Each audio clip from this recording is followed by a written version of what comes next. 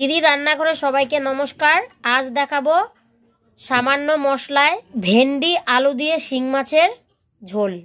4টে শিং মাছ আমি ভালো করে কেটে ধুয়ে হলুদ লবণ মাখিয়ে নিয়েছি।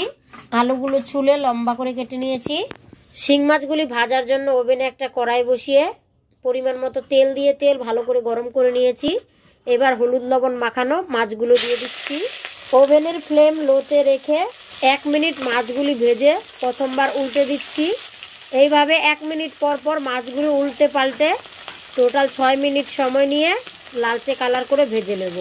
মাছ ভাজার সময় চাইলে মিডিয়াম ফ্লেমেও ভাজতে পারেন, কিন্তু হাই ফ্লেমে ভাজতে যাবেন না। হাই ফ্লেমে ভাজলে উপর দিয়ে কালার চলে আসে, ভিতর দিয়ে ভালো ভাজা হয় না, তাই হাই ফ্লেমে ভাজবেন না। 6 মিনিট সময়ে মাছগুলো ভালোভাবে ভাজা হয়ে গেছে। এবার নামিয়ে নিচ্ছি। সেই তেলেই আলুগুলো দিয়ে ভেজে নিচ্ছি। হাফ চা চামচ দিচ্ছি লবণ। 4 মিনিট আলুগুলোকে নেড়ে চেড়ে ভেজে নিয়েছি। এবার কেটে ধুয়ে নেওয়া ভেন্ডিগুলো দিয়ে দিচ্ছি। নেড়ে চেড়ে আবারও 4 মিনিট ভেজে নেব। ভেন্ডিগুলো দিয়ে আরও 4 মিনিট ভেজে নিয়েছি। এবার পরিমাণ মতো দিচ্ছি হলুদ। চা চামচের হাফ চামচ পরিমাণ হলুদ গুঁড়ো দিয়ে আবারও নেড়ে চেড়ে নিচ্ছি। 1 টেবিল চামচ পরিমাণ দিচ্ছি পেঁয়াজ বাটা। 1 চা চামচ দিচ্ছি জিরা বাটা। 1 চা চামচ দিচ্ছি আদা বাটা। 1 চা চামচ পরিমাণ দিচ্ছি লাল লঙ্কার গুঁড়ো। আপনারা চাইলে লাল লঙ্কার পরিবর্তে কাঁচা লঙ্কার পেস্টও ব্যবহার করতে পারেন। সামান্য পরিমাণে দিচ্ছি জল। এবার সবজির সাথে মশলাটাকে আরও 2 মিনিট নেড়ে চেড়ে কষিয়ে নেব।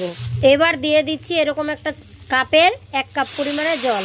আমি সবজিগুলোকে টোটাল 10 মিনিট সময় নিয়ে কষিয়ে নিয়েছি। ভেন্ডির তরকারি রান্না করলে একটু সময় নিয়ে কষিয়ে নিলে খেতে বেশি ভালো লাগে।